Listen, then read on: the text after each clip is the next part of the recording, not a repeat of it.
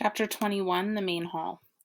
There came a knock on Nicodemus's office door. It opened, and Justin, Mr. Aegis, entered. "Back so soon?" said Nicodemus. "Soon," said Justin. "It's past noon. It's lunchtime." "Past noon!" Mrs. Frisbee stood up, remembering her children waiting at home.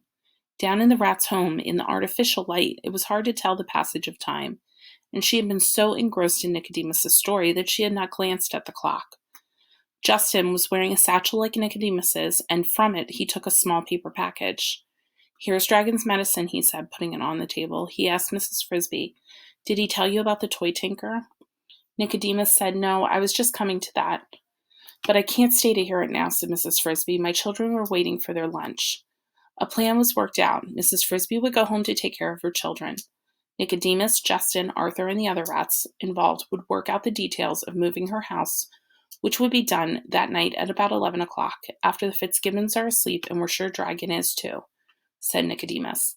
Mrs. Frisbee would return in the mid-afternoon to the rosebush.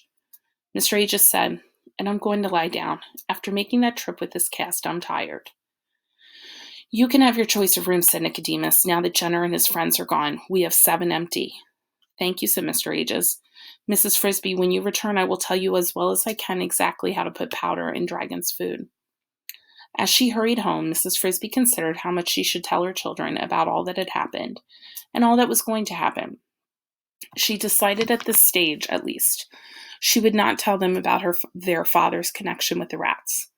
Also, she would not say that she had volunteered to put sleeping powder into Dragon's bowl. That would worry them. She could tell them, perhaps, when it was safely done, when, among other things, there would be no chance for Martin to volunteer in her place. She would simply tell them that, as the owl suggested, she had gone to the rats and asked for help. She had found them friendly and intelligent, and a group of them were coming that night to move the house to a place where it would be safe from the plow. That would be enough. She could tell them the whole story later, when she knew all of it herself. But it was not enough. The children were skeptical at first, and then intensely curious, especially Timothy, who was looking stronger and feeling more energetic, but still staying in bed primarily because Teresa and Martin had made them. "But why should the rats do that, Timothy?" said Timothy. "We don't know them at all." "Nobody does. They keep to themselves." "Maybe it's because the owl sent me," said Mrs. Frisbee, searching for an answer that would satisfy him. "They seem to be impressed by the owl." "For that matter," said Timothy, "I don't even see why the owl wanted to help. He's no friend of ours either. Maybe they thought someday we would do them a favor in return." "Oh, Mother," said Cynthia, "how could we ever do them a favor?" "You forget. I did do Jeremy a favor, and that's what started the whole thing." "That and my getting sick," said Timothy. "I wish I could get up. I'm tired of bed." "Not yet," said Mrs. Frisbee, glad to change the subject. "You must save your strength, because tonight you will have to get up for a little while when they move the house. We must be sure you're well wrapped up and hope that the night is warm." "It will be," said Martin. "It's turned quite hot outside." They ate lunch. That afternoon, Mrs. Frisbee told the children that she must leave to confer again with the rats about moving the house. When she thought of the danger she would face in a few more hours, she wanted to kiss them all goodbye. But knowing that Timothy, at least, was already suspicious, she did not dare, but only told them that they should not worry if she was a little late getting home for supper. On her way back to the rosebush, she felt quite relieved, almost cheerful.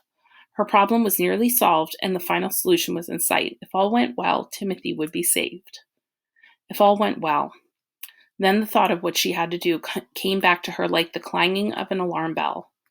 What worried her most was not so much putting the powder into Dragon's bowl, but the fear that at the last minute she might lose her nerves and buggle it somehow. That could wreck the plans. She looked towards the Fitzgibbons farmhouse, and there on the back porch, lying in the sun, was Dragon. He was watching a pair of sparrows playing in the grass halfway to the chicken yard. The tip of his tail hardly twitched as he debated whether or not they were near enough to spring for. He looked very big and very dangerous. At least he was not looking in her direction, and Mrs. Frisbee hurried onto the bush directly at the hidden entrance and slipped inside. When she reached the arched portal, Brutus was standing guard as before, but this time greeted her politely. "I've been expecting you," he said. "May I go in?" "If you'll wait just a minute, I'll get Justin." He went inside the arch and pressed a small button on the wall. Mrs. Frisbee had not noticed it before.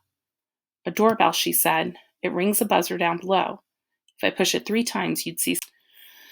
It rings the buzzer down below. If I pushed it 3 times, you'd see some action. Action? That's the alarm signal. A dozen rats would come out of this door, ready to fight. All the rest, with the women and children, would be hurrying out of the back door. I didn't know there was a back door. It comes out in the woods in a blackberry bramble. It's got a longer tunnel than this one. When Justin appeared, they went down the same hallway as before. But this time, when they reached the chamber where the lift and the stairway led down, Justin paused. Nicodemus thought you might like to see our main hall. Just a quick look. He said you asked about the plan. I did, said Mrs. Frisbee, but he didn't tell me about it. It's more than just a plan now, but we're used to calling it that. If you see the main hall, you'll get an idea of what we're doing. So instead of going down as they had before, Justin led the way across the chamber, whereas Mrs. Frisbee noticed the tunnel continued. They walked along for what seemed like several more minutes. Somewhere right along here, Justin remarked, we're entering the woods. You'll notice the tunnel runs a bit crooked. We're going to bend it around to go around the tap roots, some as thick as fence posts. Then they went on till they came to a fork in the tunnel. Right fork leads out to the blackberry bramble, said Justin. Left fork leads to the main hall. They took the left fork. Now brace yourself for a surprise. From ahead came noises, sounds of many rats talking, a sound of hurrying and thumping, and machinery running. They stepped into a room as full of activity as a factory. It was the biggest room Mrs. Frisbee had ever seen, half the size of a house with a ceiling and floor of hard gray rock. It was brightly lit with electric bulbs, here the large-sized ones strung unshaded, and beneath them rats were at work everywhere. Rats running electric motors that ran belts that ran small circular saws, lathes, drills, grindstones, and other tools Mrs. Frisbee could not name. Rats hammering, welding, cutting, and most of all, rats hauling. There was a steady procession to and from the far end of the chamber, and each of these rats wore a harness to which was fastened a pair of large sturdy sacks, one on each side, like a miniature pack horse. As the rats trooped in, their sacks were empty. They disappeared into the part of the room that was hidden by a high wall of wood. When they came out, the sacks were full and heavy. As she watched a troop of 10, their sacks bulging, went past her out the tunnel, they greeted Justin and nodded at her. But they did not pause. She noticed that just inside the entrance, an electric fan whirred quietly, aiming inward, pulling fresh air into the room from somewhere out in the woods. Mrs. Frisbee stood beside Justin and gaped.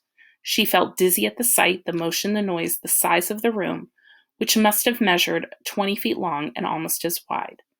How could you ever dig such a big room? She asked. We didn't, said Justin. We found it. It's a natural cave. You can see that the ceiling and the floor are solid rock. That's the reason, or the main one, we chose this spot to live. Others had lived here before us, probably for centuries before there was a farmhouse, bears, then wolves and foxes, then groundhogs. We had quite a cleaning job to do, I can tell you. When we found it, there was a large hole, only a few feet long, leading straight in.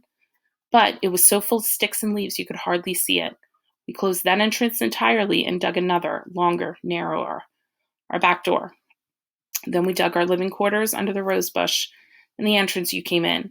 The cave is still our chief workshop. Let's go in. As they entered, some of the rats looked up and waved and smiled, but all quickly turned back to the work they were doing, as if they were in a hurry. They're all on a schedule, Justin explained, talking close to Mrs. Frisbee's ear, as to be heard above the noise, so they can't stop working. One group, especially busy, was gathered around an odd shape of wood and metal about a foot long. It was curved and had a point at one end. It looked, Mrs. Frisbee thought, rather like a side of a small boat. Could the rats be making a boat? Then she saw that they were fastening a strong metal ring on top of it. Justin led her to it. That, he said, is the most important invention, the key to the whole plan. We made a pilot model last autumn. We tried it out and it worked. And now we're making 3 more. But what is it? It's a plow. Nicodemus designed it himself after reading every book he could find about farm tools. It's light and sharp, especially made to be pulled by rats. It takes 8 of us to pull it. More if the turf is tough. But with it, we can turn over, in a day of hard work, a patch of earth about 10 by 15 feet. Oats, said Justin. He led her on, opened another door on another mountain. Wheat, he said, and others, barley, corn, soybeans. We've been building these stockpiles for a long time, he said, all from Mr. Fitzgibbon's barn. We now have a 2-year supply for 108 rats, plus enough to plant for 2 crops in case the first one fails. In there, he gestured towards the last bin in the row, we have boxes of seeds. Seeds for tomatoes, beets, carrots, melons, and a lot more. All the time they stood there, a steady procession of rats continued. They entered the bins, took off their harness sacks, filled the sacks with grain, put them on again, and left through the tunnel out of the back door. They looked, Mrs. Frisbee thought, like very large ants endlessly toiling on an anthill. Justin must have had the same impression, he said. If the ants can do it, Nicodemus says, if the bees can do it, so can we. Do what? Why, live without stealing, of course. That's the whole idea. That's the plan.